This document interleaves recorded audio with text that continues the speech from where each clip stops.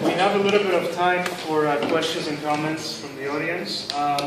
There's not going to be time for all the speakers to come back for a final round of comments because there's way too many of us here. So if you have a question for one of the panelists, ask them directly and feel free to, answer the question.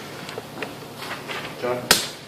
I guess I want to tackle Jonah's question about how do they get away with this. And I think, I don't have a full answer, but I think part of it is that more than ever, internationalism is the only solution. But it's very difficult to imagine, for regular people or irregular people, to imagine a global planned economy that would actually address people's needs. It's just sort of, the problem isn't even addressed. So it's not just solidarity, international solidarity that's needed. It's actually a global alternative. And I think we have our work cut out for us to try to make that real, partly in our own minds, and then also as a public alternative. And then I think the second reason why the right is able to hijack working class discontent is Stalinism.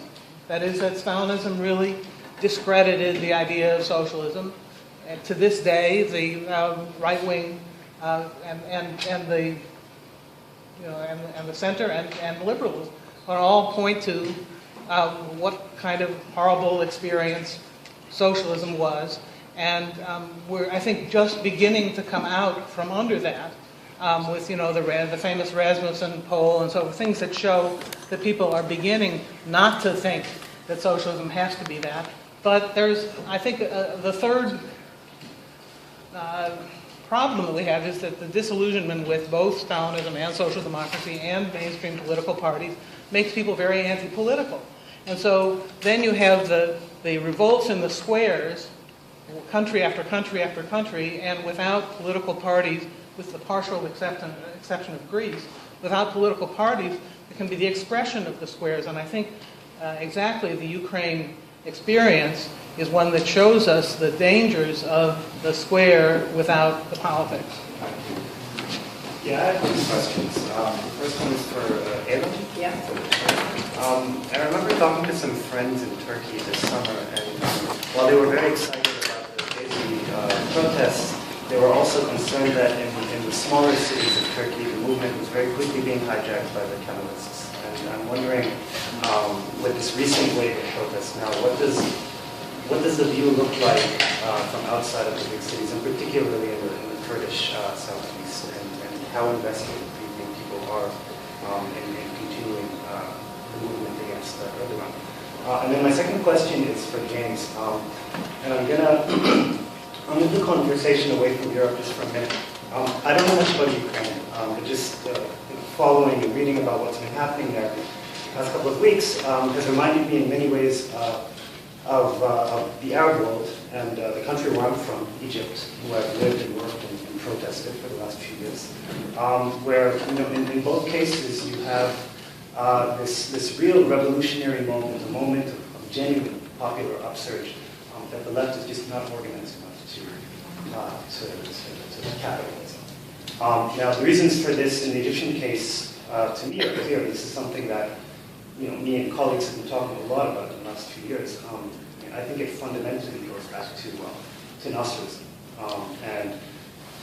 The way he relied on a corporatist strategy to co-opt large segments of the labor movement and the left, and in the process completely eliminated any spaces for independent political issues. And the result 60 years later is that you don't have a single mass-based organization in Egypt today, except for the Muslim Brotherhood, which predates Nasserism and was able to survive his crackdown.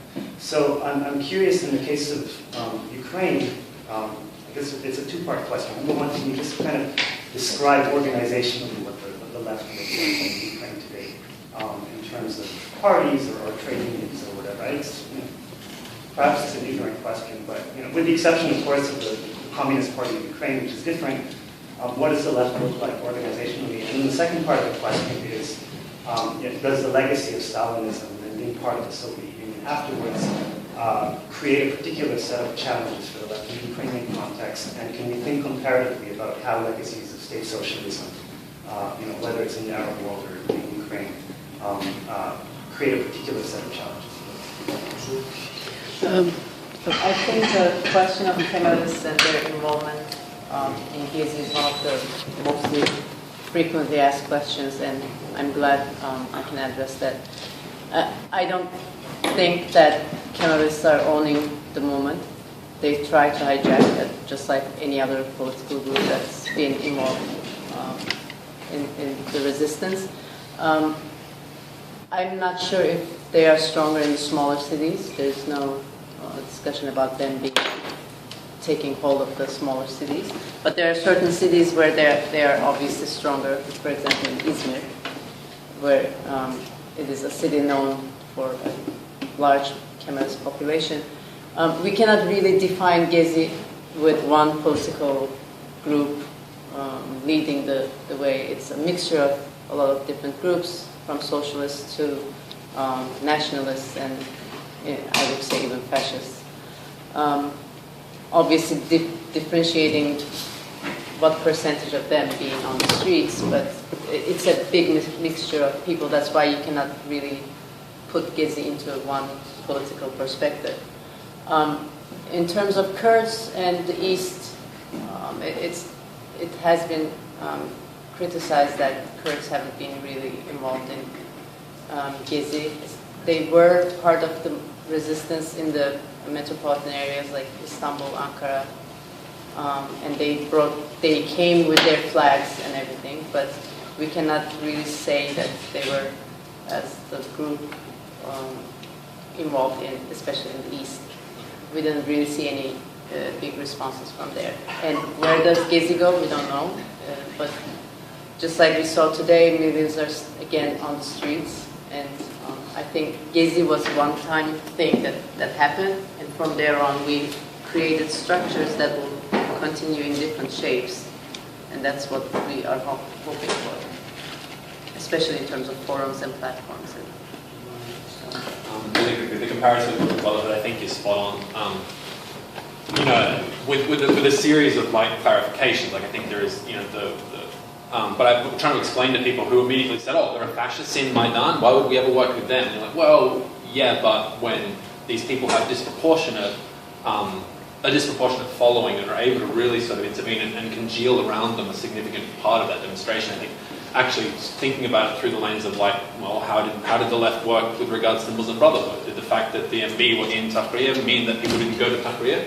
Did they set up their own protest away because the Muslim Brotherhood were over there? I mean, no, you go where people are and you actually try to confront these groups on their own terrain. And the better part of the Ukrainian left tried that.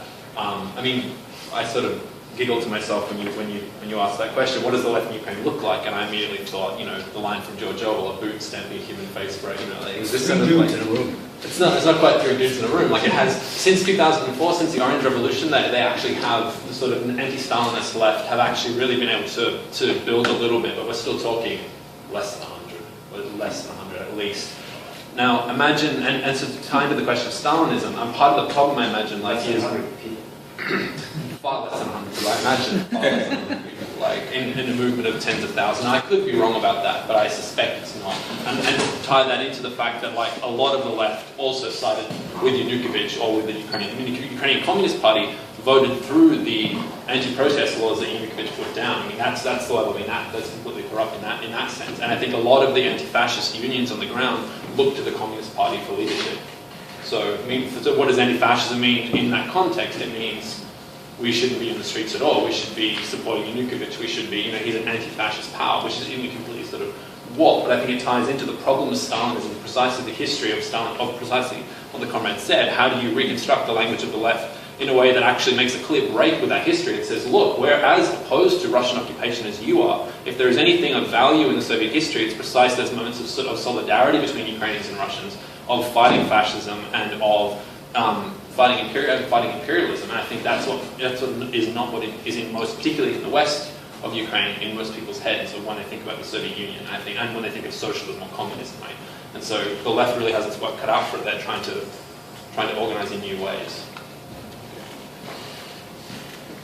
Aaron? Thank you. This is a great panel. My name is Aaron. I'm a member of the ISO and have been working with AKNY, the Greece Solidarity Movement, I thought the panel is particularly good because we often, obviously in AKNY and other forum, we spend a lot of time looking at sort of specific situations. I think there really is a value in the broader discussion. I have a specific question coming out, which occurs to me in relationship to the March 22nd thing, but I do want to announce in terms of the Ukraine, the ISO is holding a meeting just on the Ukraine on Friday night at 7 p.m. at the Graduate Center. Sean Larson, who's written articles along with James for Socialist Worker on the Ukraine. So if people want to have that fuller discussion about that specific situation, please come on Friday night. I can give you more details, room, whatever, 7 p.m. at the Grad Center. My question about March 22nd is about the relationship between the forces on the ground who are organizing, and I have a better sense in Greece, but I'm interested European-wide, the forces on the ground who are actually doing the kind of anti-racist, anti-fascist organizing, and their relationship to the still small but growing radical left parties more broadly. So I'm thinking about Die Linke in Germany, and I'm thinking about the Left Party in France, or the Bloco in Portugal, and the relationship between these two forces.